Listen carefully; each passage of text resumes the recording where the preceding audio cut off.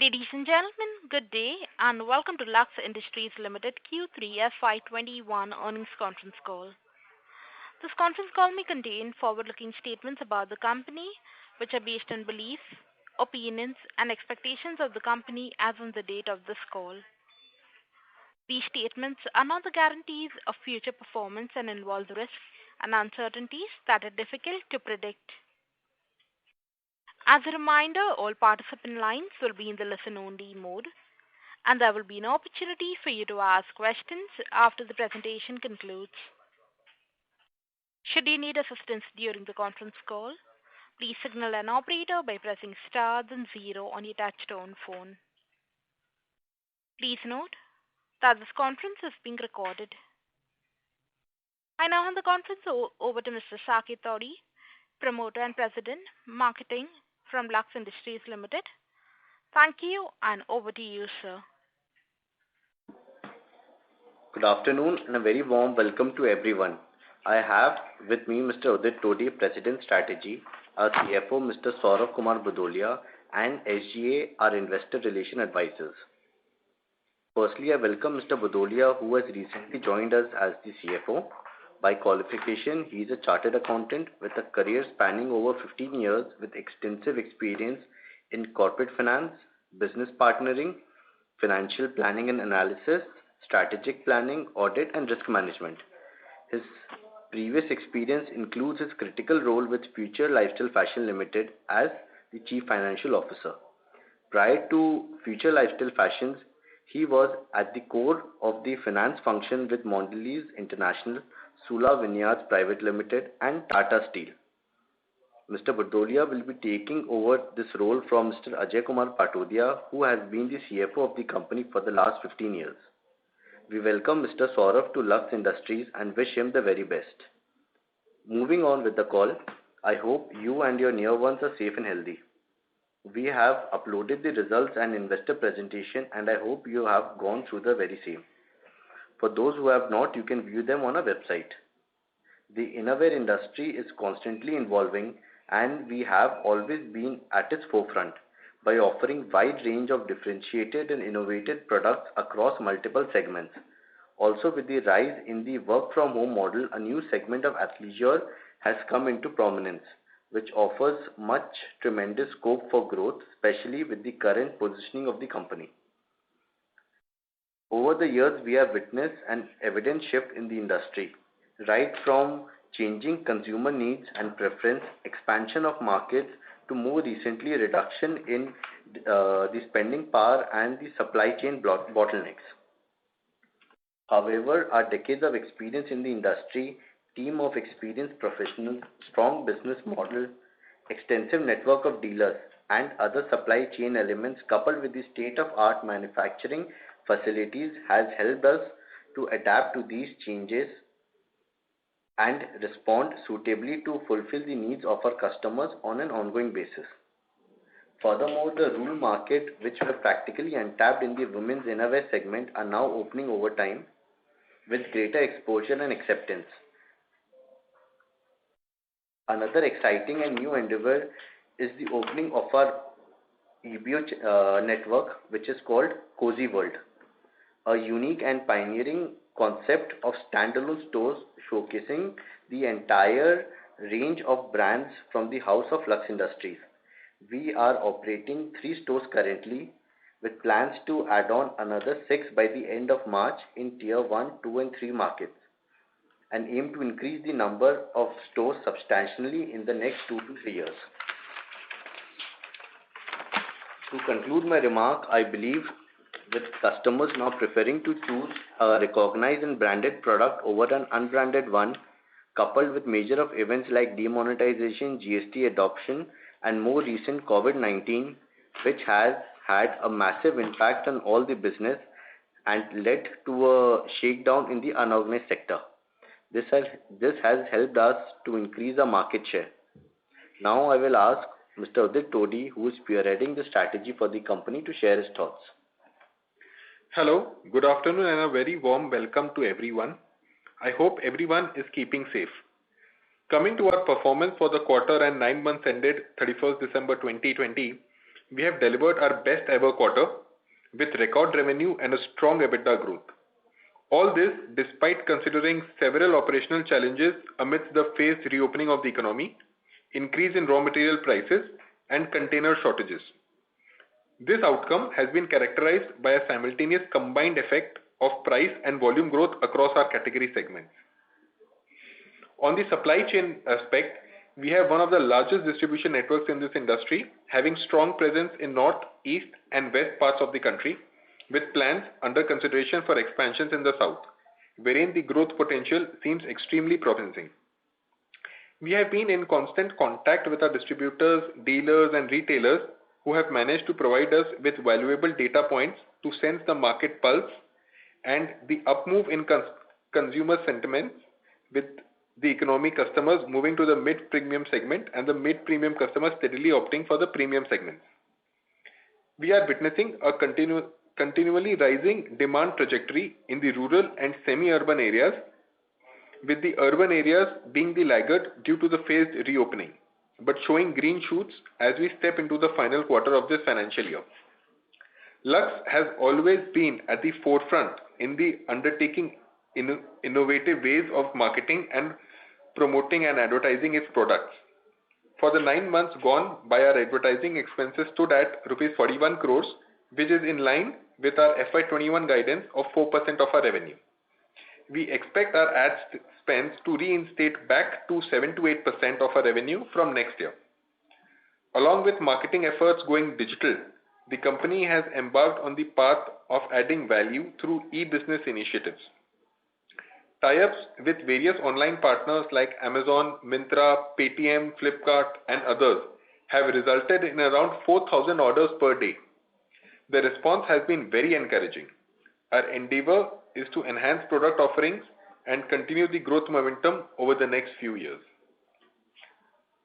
Our proposed scheme to merge JM Hosiery Company and Ebell Fashions Private Limited with Lux Industries Limited is also coming to a closure, with the merger to be completed soon, post which both the companies will be subsumed. This merger will strengthen our position and will help us fulfill financial objectives, not only in terms of growth but also in terms of strength and efficiency of our balance sheet. This merger will help unlock substantial value for our stakeholders and streamline the business. With this, I would now request Mr. Bhudolia to take you through the financial performance. Thank you, Uditji. So, our company reported a strong quarter. Our revenue for quarter 3 FY 2021 stood at rupees 393 crores versus rupees 306 crores last year, giving a growth of around 29%. Our EBITDA stood at rupees 80 crores as compared to 55 crores of last year same quarter. We have been able to maintain our EBITDA margin at 20% plus as compared to 18% in quarter 3 FY 2020. Our PAT for the quarter stood at rupees 55 crores versus rupees 33 crores in quarter 3 FY 2020. PAT margin for the quarter ended stood at 14%, showing an improvement of around 300 plus basis points compared to 10.9% in the same period last year. Coming to quarterly performance of JM Hosiery, and the company achieved a revenue of rupees around 93 crores in quarter 3 current year as compared to 64 crores in same quarter last year, giving a growth of around 45%, while Ebell revenue registered a revenue growth of 18% to rupees 78 crores in current quarter versus 66 crores same quarter last year. Now coming to our 9-month performance, our revenue stood at rupees 1028 crores vis-a-vis rupees 924 crores, registering a year-to-year growth of 11%. Our sales and marketing expenses stood at rupees 41 crores, which is approximately 4% of our revenue. Just a few minutes back, as Udit said, we have closed our marketing and the revenue advertisement expenditure at around 4%. EBITDA for 9 months FY21 stood at rupees 201 crore as compared to rupees 144 crores of 9 months in FY 2020, giving a growth of 40% on year-on-year basis. PAT for 9 months FY 2021 stood at rupees 137 crores as compared to rupees 93 crores for 9 months in FY 2020, giving a growth of 47% year-on-year basis. PAT margin stood at 13.3%, a stellar improvement for 330 basis points as compared to 10% for 9 months in FY 2020. Coming to 9-month performance for the group companies JM Hosiery and Ebel, JM has clocked a revenue of rupees 252 crores while Ebel Fashion revenue stood at rupees 147 crores, thus making the group turnover of around 1400 plus crores. On the working capital front, constant efforts to reduce the working capital cycle and in turn to improve operating cash flows are now yielding results. For the quarter ended 31st December 2020, our working capital cycle has reduced to rupees 404 crore as compared to rupees 494 crores in March 2020. Going forward, our aim is to reduce our working capital even further. I would also like to give an update on our debt position. As on 31st December 2020, the company is practically debt-free and continues to be a net cash company. Even on a group level, considering the two merging companies, Ebel and JM, our company will continue to maintain its status quo of being a net cash company. So with this, now we will now open the floor for question and answers. Thank you. Ladies and gentlemen, we will now begin with the question and answer session. Anyone wishing to ask a question may please press star and one on your touchtone telephone. If you wish to remove yourself from the question queue, you may press star and two. Participants are requested to use handsets while asking a question. Ladies and gentlemen, we will wait for a moment while the question queue assembles.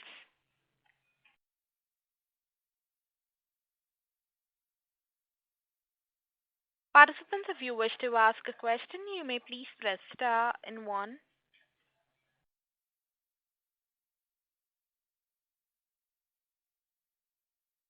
The first question is from the line of Nihal Jham from Edelweiss. Please go ahead.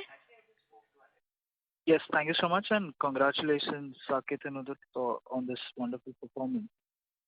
My first question was that, if I look at the growth that the company has delivered in Q3 even for 9 months, it is obviously very strong underlying and much better than what I would compare with peers. What sense I wanted to get on is that, is it that in the markets that you are operating in, the end customer demand is also similar, or is there a clear-cut case of market share gain? And if that is the case, just if you could highlight the reasons for the same. So for us, this year it has been a clear-cut case of market share gain, and so has been the previous quarter results also. So on an average, if you compare us to the listed peers which are there in the market as well as to the unorganized sector, you'll see that our growth rates has exceeded even against the listed peer as well as the unorganized sector. So it's a clear-cut case of market share gain, and the primary reasons for these being that our winter wear category has shown very good growth results, and so has our basic categories such as Lux Venus and Lux Cozy. So we are very happy that, in fact, if you would look at the results of the 29% growth which we have seen in quarter 3, our volume growth is also almost same, which is at 29%. So almost entire growth is coming from the volume growth itself. That's helpful, Udit. But just to get a little more specific, that is it you're saying primarily the winter wear category which has shown growth which is much higher than the overall company growth of 27%? No, if you could. No. So quarter 3 is very heavy on winter wear sales. Right. Otherwise, if you look at the 9 monthly results, even at the 9 monthly results, the volume growth is almost at par with value growth. So it's almost in the entire growth is coming in from the volume growth only. And we have grown across all categories, in fact, except for maybe exports, which have been slightly sluggish this year due to the pandemic situation. But otherwise, we have witnessed growth across all categories. Would it be possible to give a sense of what was the growth only in the winter wear category and the contribution in Q3? So for which category? I'm sorry. Winter. For winter wear specifically, what has been the growth and contribution in Q3? So in the winter wear category, in Q3, we have clocked about 100 crores in the current quarter, vis-a-vis about 80-85 crores in the corresponding period. Sure. If I And winterwear as a category is also a category which commands higher margins. Yes. But if I just compare the fact that if I look at the winterwear growth, that is actually around 20%, or between 15-20%, and the company growth is at 27%. So is it that the core categories have done much better, or there are certain specific other smaller categories which have seen an exponential growth in Q3? So hi, Saurabh here. So see, again, it's a very valid question. The thing is that in Lux, there are 3 different brands and the categories which has grown to the next level, that is Lux Cozy, Venus, and then the Inferno. As explained by Udit, Inferno we have grown in the range of around say 20% plus, whereas in Cozy and Venus we got a growth upwards to 35% plus. So in Cozy, to be very specific, the growth is around 35 to 40%, whereas in Venus we have a growth of around 45% plus. That's very helpful. Now, getting to the specifics, that what are the steps that were taken, and what are the initiatives that are seen as gain market share across all 3, say Cozy, Venus, and winterwear? Could you please repeat your question once again? Sure. I'm so sorry. I was asking that what I wanted to just get a sense of is that what are the initiatives we have been taking or specifically taken over the last 3-6 months, which has helped us, gain market share compared to the other peers also and the unorganized segment. See, it is in the last few months, there has been an increase in demand across the whole industry. Now it depends on which brand has more pull factor in its product. So we see that as we have invested last 10-15 years much in the brand, and the investment in the brand as well as the service which we have provided to our customers, we are reaping the benefits out of that in the last few quarters. And whenever the competition would be intense like this, we would assume that we would come out on top of it. So Saket, that's helpful. Just one last question from my side. If you could give the absolute volume number for this and last quarter, that would just be helpful. So the absolute volume number for quarter 3 FY20 was 4.56 crore pieces, and for FY21 it is 5.87 crore pieces. That's helpful, Saket. I'll come back in the queue for the question. Thank you so much. Thank you. We'll move on to the next question. That is on the line of Bhargav Buddhadev from Kotak Mutual Fund. Please go ahead. Yeah, congrats team for a very strong performance. My first question is on gross margins.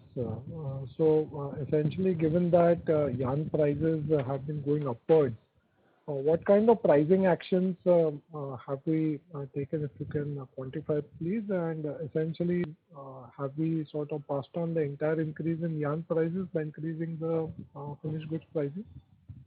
So how our selling is working, that whenever there is an increase in yarn price, we pass on the price to our consumers, and whenever there is a decrease, we pass on the same benefit to our consumers, keeping the gross margin level at each brand or each product almost the same.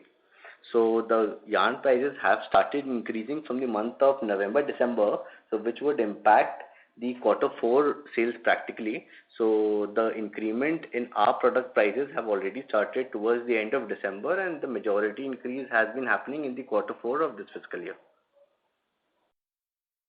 Okay, so essentially starting April, we should see the entire flow through of raw material price into a finished goods price. Is that a fair assumption? Yes, quarter 4 we would see the reflection of it, and quarter 1 of next financial year we can see the whole increment in price across all product categories. Fair enough. Secondly, in Lyra, what would be the share of leggings now, and what is the plan for Lyra maybe over the next 3 to 5 years to scale it up? So right now the contribution of leggings in the entire sale would roughly be about 90%, 85 to 90%. And the way we are growing is that the other categories in which we have already entered, for example, women's innerwear, women's athleisure, t-shirts, pajamas, track pants, and such categories. So these are the categories where we are investing more and more, and we believe that these will be the growth drivers also. And going forward in the next 3 to 5 years, we believe that the overall contribution from these newer categories, which is athleisure and innerwear, basically women's lingerie and women's athleisure, these are the two categories which we are focusing upon. And going forward, we believe that right now, which is contributing about 10-15% to sales, we'll take it up to about 30-35% of sales. So right now, Lyra would be close to about 350 to 400 crore brand, right? No. So FY20 we had completed about 250 to 70 crores of top line. That was FY20. FY21, obviously because of the pandemic situation, women's wear has taken a bigger hit than menswear. So this year, right now, if you look at 9-month level, we would be slightly on the decline side. No, I'm trying to annualize the current run rate. So if we forget the 9 months. If you're talking about current monthly run rate, if you look at current monthly run rate, we are already clocking a growth of on an average 10 to 15% every month vis-a-vis corresponding period. So by when do we sort of see this growth accelerating? I mean, you mentioned about the new innerwear categories which you are seeding.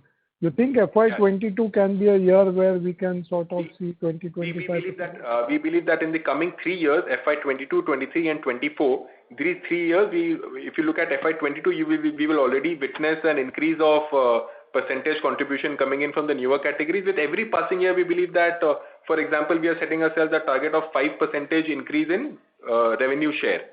Okay. So if we have to move from, say, about a 10% to a 25%, we are targeting 5% every year. Okay. Great. In your presentation, you've also mentioned about EBOs. So as of now, you have 3, and you plan to add another 6, and you plan to reach to about 50 by next year. What gives you confidence to start investing in EBOs? Because that sort of requires the partnering with franchisees. And are you being able to get that confidence from your franchisee partners to scale this up to maybe say 50 by? So we've launched our EBOs under the name of Cozy World. So the concept is that within the Cozy World, we'll be presenting all the bouquet of brands which the Lux Group currently holds, and give the customer a one-stop shop for their basic necessities. So if we talk about current EBO strength, we already have about 5 to 6 EBOs, and going forward we are only opening EBOs mostly through the franchisee route, and we're already having a lot of franchisee inquiries already. In fact, the COCO stores are only limited to 2 to 3 stores. All the other stores which are even now currently in the current quarter being opened up are all being opened up under franchisee FOFO models. So this gives us a lot of confidence that going forward, franchisee interest will definitely be there. Talking about investments, so most of the investment is done by the franchisee, whether it is in investment in stock, investment in furniture. Most of these investments are undertaken by the franchisee itself. So when it comes to the company's investment is very limited. So we believe that even if we are growing through this modern trade / EBO route, it will not be affecting our balance sheet in any way. And would it be fair to say that all new launches or maybe the premium portfolio would be the ones which will be primarily pushed in EBOs, and hence competition with MBOs may not be on a like-to-like basis? So the idea over here is like with the EBO, we want to start our journey towards the retail, and with a minimum exposure in the capex or in the working capital. As Udit has explained, we are planning to open all the EBOs through FOFO model. So the idea over here is to create the brand perspective, to put all the premium brands in the EBO, and to make the customer a bit educated. These are all the brands and the things can be available under the roof of Lux Industries. Sure. And from here we can explore the opportunity that if required we can move forward and we can take a next step forward towards the MBO. But for now, for another 2 years, we want to restrict ourselves to the EBO, and we want to see the journey, and from there we will take a call. Okay. And lastly, on capital allocation, we now have a net cash of about 140 odd crores. and this will only sort of increase given working capital is now under tight control.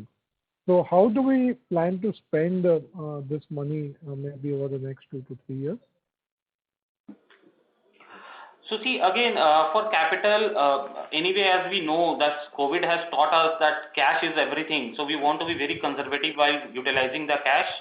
But definitely we will use the cash for the purpose of dividend, subject to getting the approval from the board. And second, again, we want to put the cash for the business, for the purpose of business growth. So the strategy is still getting firm. As soon as we will be ready with the strategy and the business plan, we will come back and we'll share the information with the market. Okay, thank you very much and all the very best. Thank you. The next question is from the line of Shalini Gupta from Quantum Securities. Please go ahead. Yeah, good evening, sir. Just one sir.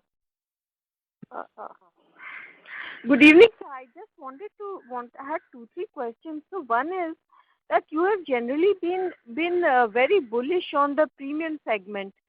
So if you could give a sense of how much the segment contributes now, and also what kind of growth we have seen in the 9 months, because for the rest of the industry, I mean basically urban has been slow to come back, and so premium growth has been lagging. So if you could just speak about that. So in the premium segment, we have 2 brands currently where we are operating. One is brand On and the other one is brand 18. So brand On for the first quarter had seen very limited sale due to the COVID situation, and in quarter 2 we will be able to achieve our last year sales figure of quarter 2, and in quarter 3 we have seen a growth of around 15%. In the coming quarter we can see a good growth of around 25%. So giving a growth idea of around 9 months, we have been at a negative growth, but seeing the growth trend happening over month-on-month basis, we are very positive to have a good growth over the next financial year. The same is happening in the brand 18, but 18 being a very new brand, as last year the base was very low.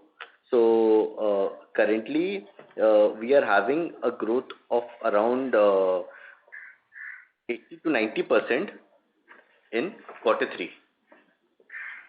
Okay, and so the other segment you've been very bullish on, and you refer to it in the presentation today also, is athleisure.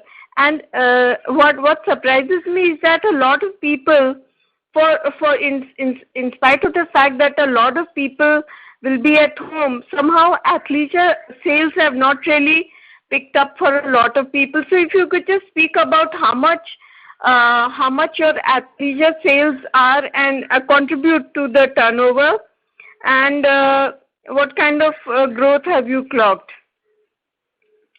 So athleisure, mainly the sales happens in the brand GenX, which happens in the company JM Hosiery, which is the unlisted entity and getting merged into Lux. And as we have shown the number that quarter 3 was GenX clocked a growth of around 45%. Last year corresponding quarter it was 64 crores, and this year quarter 3 it is at 93 crores. So majority of the athleisure sale is happening out there, as well as On and Lyra also has a particular segment of athleisure. So overall at a group level, last year we were at around 120 to 140 crores of turnover in the athleisure segment, and this year, as the year is progressing, we are seeing a very good growth in that segment happening.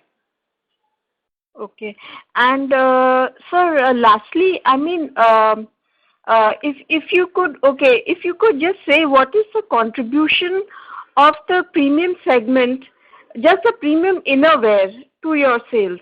There'll be some segments of thermal, women and all that which are part of premium, but just premium in men's innerwear. So the premium men's innerwear would have a 9-month sale at a consolidated level of around 50 crores of turnover. It is just the premium men's innerwear category. Okay, and sir, what is your EBITDA margin guidance for financial year 22? Because this year has been very strong for various reasons. I mean, one main reason being that you've cut back on your advertising spends, and you yourself said that advertising spends will be going back to 7% levels as they used to be. So what kind of EBITDA margins should we pencil in? So we would try to maintain an EBITDA level margin of around 18%, because in this year you would seen the gross margins going down because of the basic and the economy range and the mid-level range of products growing exponentially than the premium product range, which gives us a better margin. So next year, I think so, the premium segment as well as the export segment would also contribute equally to the growth of the company or better than the basic range. So we expect the gross margins to improve next year, which would reflect again in the EBITDA level margins. Okay. And sir, your third quarter volume growth has been around 27%. You said that basically the top line growth is mostly volume driven, and you yourself said that lot of this is driven by the economy segment and the mid premium. So if you could just say how much to each of these segments, economy and mid premium, contribute to your top line growth.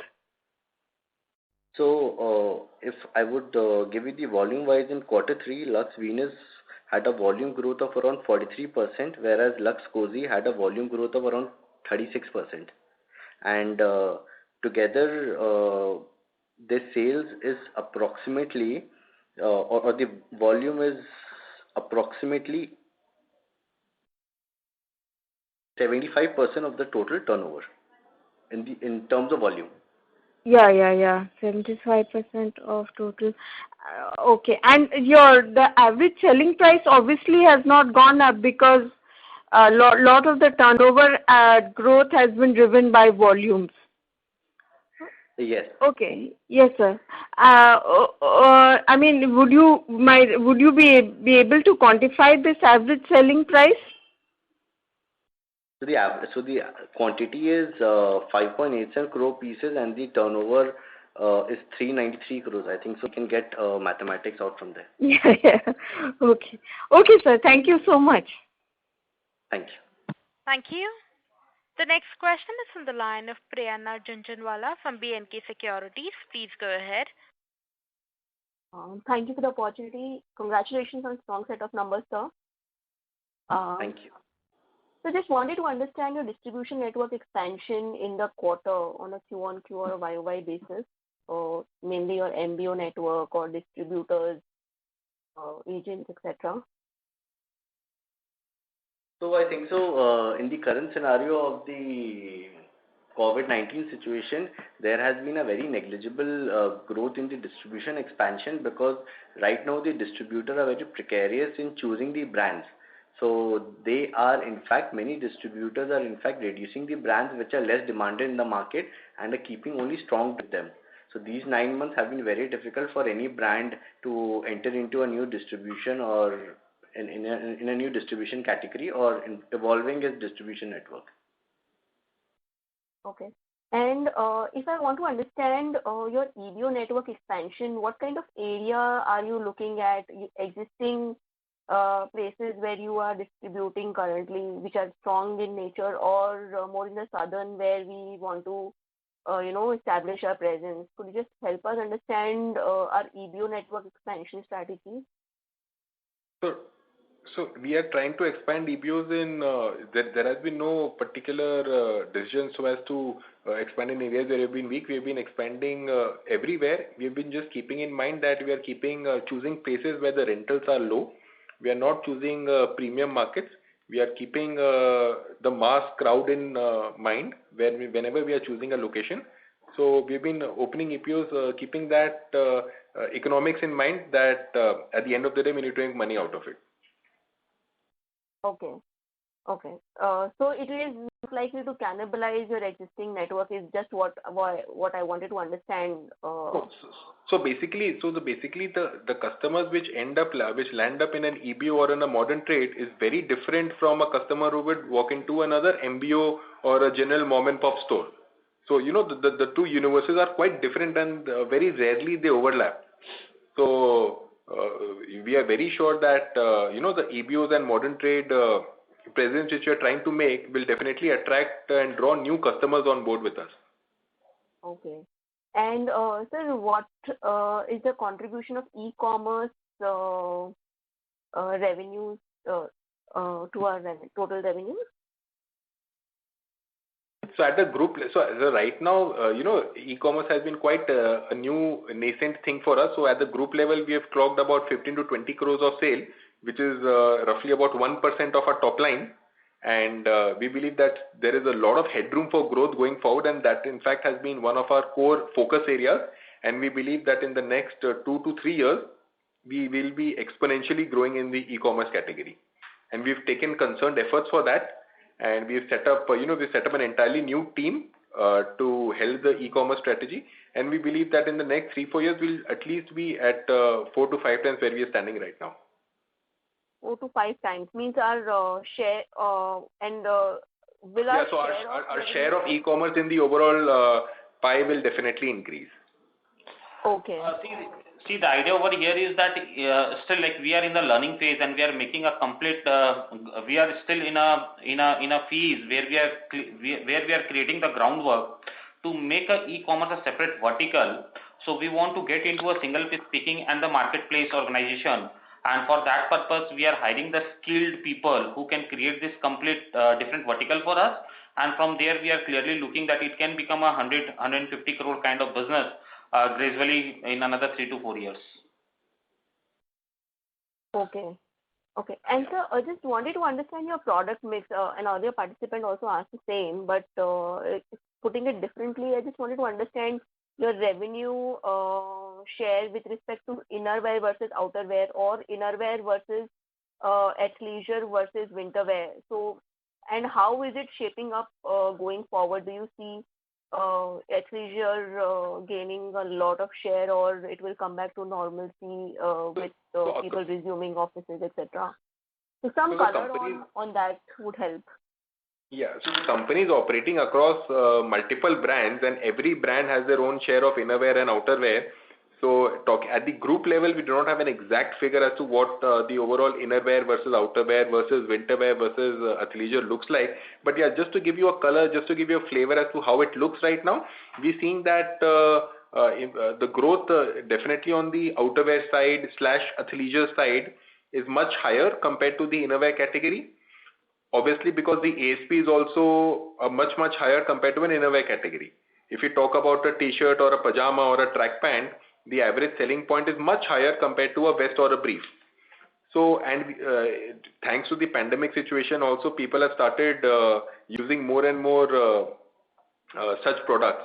So the growth on this side is definitely far more superior, and going forward also, this has, these are the categories where we actually want to grow and make our presence felt. Because for us, these are newer categories, smaller contributions to the top line. So for us to grow these categories at a much faster rate will be much easier. Okay. Sir, just an extension to this question of athleisure. How is the competition in this segment? Because I believe there are a lot of regional players in the market in this category. So a scope for a branded player is very high, but how is the competition there, and how difficult it is to scale up in this business over the next 4 to 5 years? See, the way we are seeing the market currently, definitely there are a number of competitors, but as the company has placed itself in all the three vertical, economy, mid premium and premium. So from economy point of view, we are always trying to increase our market share, which will give me a boost in my top line.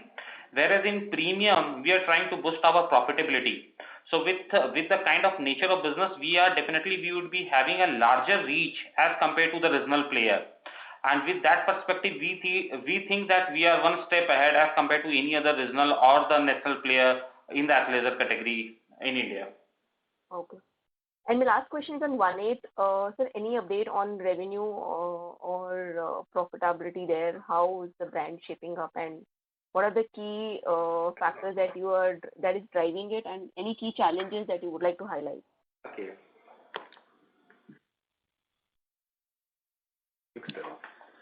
So the revenue from 1/8 for the first 9 months would be approximately 6 to 7 crores of the turnover. Okay.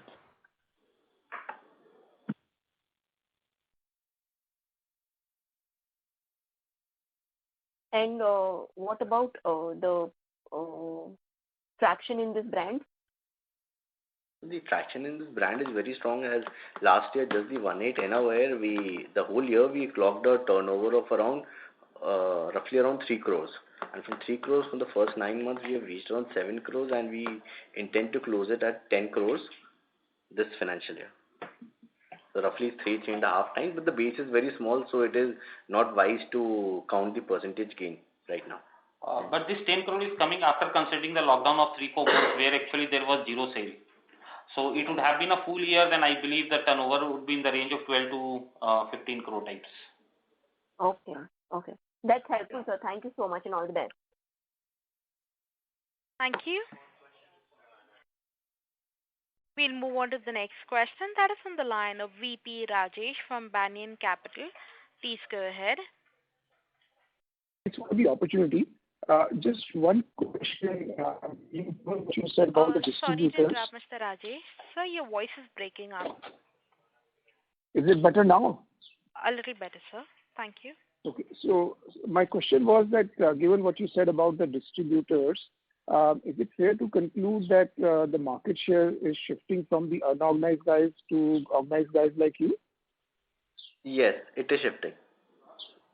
Okay. And do you think this will continue, and therefore the organized players will become what percentage of the overall market, let's say, in the next 2-3 years? See, it is very difficult to say that at what rate will the unorganized segment diminish, but we would say for the next few quarters coming in, the unorganized share would definitely go down, and the organized would gain the market share. Okay.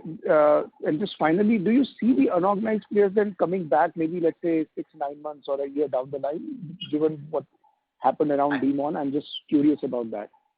Actually, when the shelf space is captured in a retail outlet, it is very difficult to capture back that shelf space with the unorganized segment. As well as I said before, sometimes the distributors have become very choosy right now with the brand in which they are working in. So they are betting on a powerful brand rather than an unorganized brand.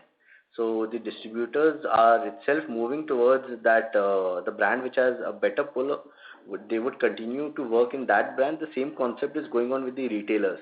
This is on the demand side. Well as on the supply side, in the unorganized segment, after COVID has taken place, as well as the increase in yarn prices, only the organized players are there which are working in full-fledged condition, whereas the unorganized manufacturers which generally work on a cash rotation basis, it has been very difficult for them to survive through this pandemic.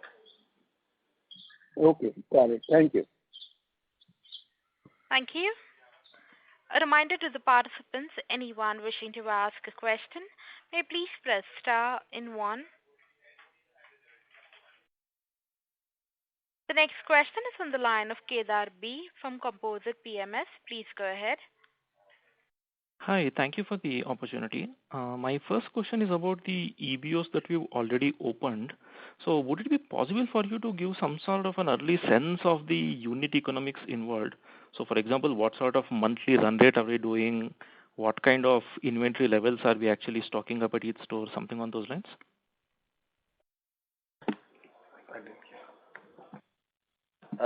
So right now, it would be not wise to see which products are moving and at what rate it is moving, because it has been just around 2 to 3 months, full months working for the EBO. So we should go through a complete season which involves summer as well as winter. Right now we are seeing the winter wear products moving faster than the summer wear products, but we know that in future summer wear would also gain more share in the pie. So it would be unwise to calculate at what run rate right now are the EBOs clocking sale till we complete a full season. Okay. Because the historically, if I just look at the numbers at a company level, we've been sitting on almost 75 to 90 days of inventory. That's around 2.5 to 3 months. So would it be a reasonable assumption to kind of make that will be the sort of inventory holding, or would it be materially different? Though I know it's kind of early days. See, still if you see now, the company as a whole, we are still achieving the 4 stock turn. And definitely as a start of the call, we discussed that company is still working towards further decreasing the working capital. And definitely we will unblock the bottlenecks if you found anything, and efficiency will be put on the table. So for now, yeah, this is the inventory level, but to again reduce the working capital blockage in inventory by another 3 to 4%. Okay, that helps. So, at what point of time will we actually start considering, let's say, a foray into the large format stores as well, now that we are looking at EBO? We have just started our journey towards the EBO, and still we need to cover our learning curve. Once we are ready, definitely we will explore the opportunity for MBO as well. But yeah, it will take its own time. Okay, so that helps. So my second question is on the newer categories, that is the women's innerwear plus the athleisure segment.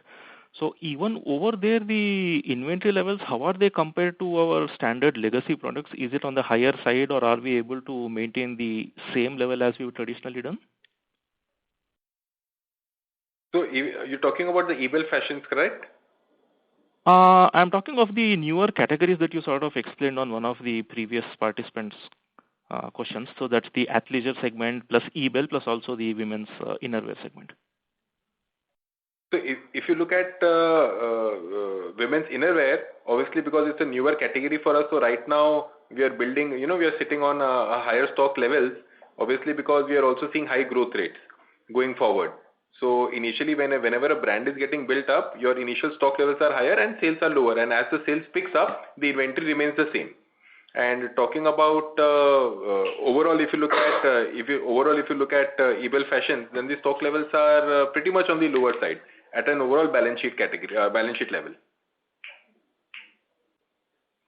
Okay. And final question from my side. So the way you sort of describe that you have a specific team that is in place to look at your foray into e-commerce as a channel. So any plans of doing something on similar lines once we have a critical mass on the EBO or the LFS side, or do you think the current team is probably good enough to handle the expansion on that front? So we already have a separate team which is taking care of e-commerce, and the similar team will also be handling operations for the EBO channel as well. So it will more or less be a common team where we'll be adding on a couple of members, those who are talented in the e-commerce sector specifically. But overall, more or less, the team would be the same. And we have already, we've already taken on people, those who have a very solid e-commerce background. So we are very sure that in the coming few years, it will give us good results.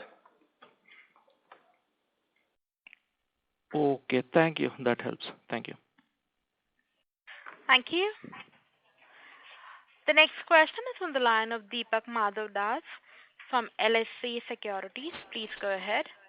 Yeah, good evening to all, and thanks for the opportunity, sir.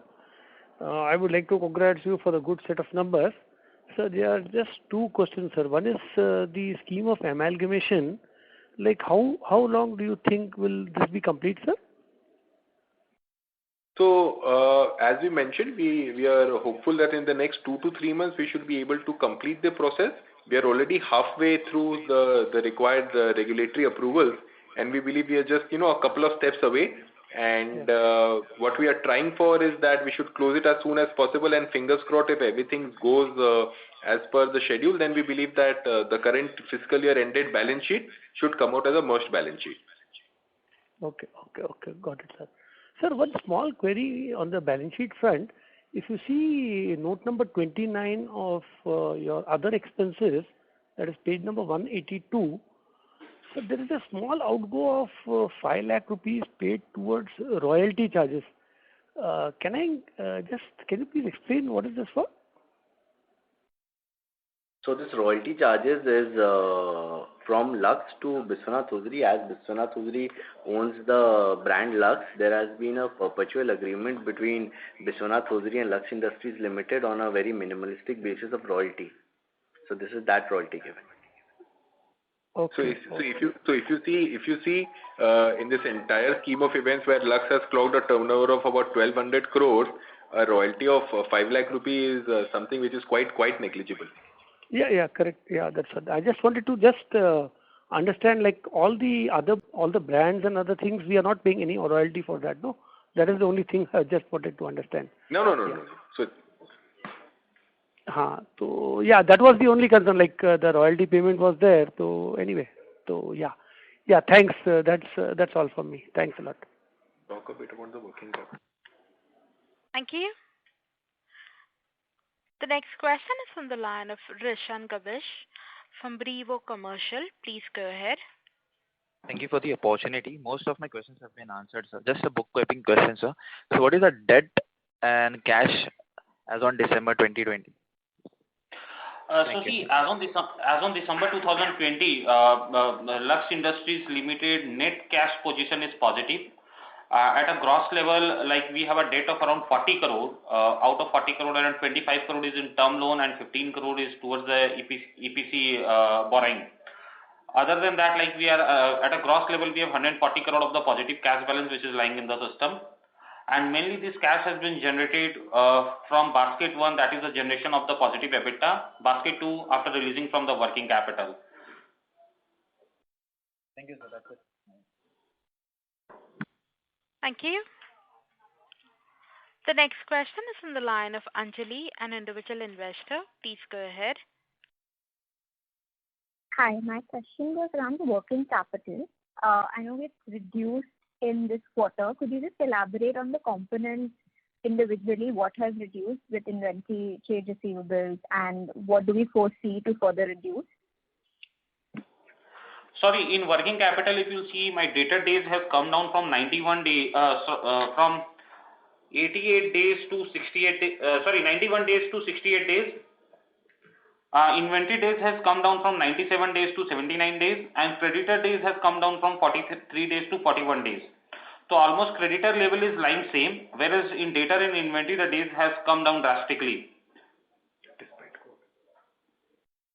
Despite COVID. And what's the reason for that? So see, in data there are better now. We have put up a system like to monitor the complete credit control system. We are renegotiating the credit days with the debtors, and we are offering the better pricing vis-a-vis with a better turnover. Whereas in inventory, we have created a complete integrated model so that inventory should not lie beyond a particular days to my warehouse. It should reach out to the distributor. And this is that we have completely integrated our production plan versus my supply chain process. Understood. And you mentioned that there are efforts to reduce it by 3-4% more. Where would that be further coming from? So the idea over here is the inventory. Still there are few brands where still we feel that the inventory level is quite high, which is in the ratio of around 3 to 4%, which we want to cut further, and so that efficiency should come on the table. Whereas in data, still there are few data we are renegotiating our terms, and once it is done, it will also add value to the balance sheet.